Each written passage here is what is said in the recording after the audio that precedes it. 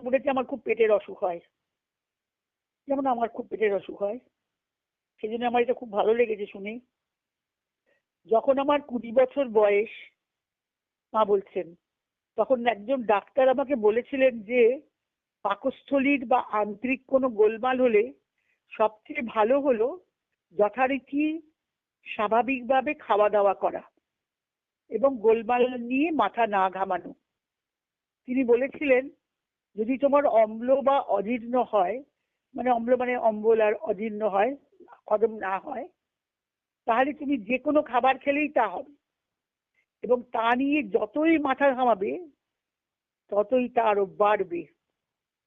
যতই তুমি খাওয়া বদল করো, শেষ পর্যন্ত দেখবে তুমি এক ফোঁটা জলও নির্বিঘ্নে খেতে পারছো না। কিন্তু যদি তুমি চিন্তা না করে স্বাভাবিক থাকো, তাহলে তুমি অবশ্যই ভালো হয়ে যাবে। এবং আমি দেখেছি এই উপদেশটি অত্যন্ত খাঁটি। এই উপদেশটি আমাদের মনে রাখা উচিত সর্বদা পেটের ব্যাপারে। আমি এই জন্য এটা বারবার পড়ি।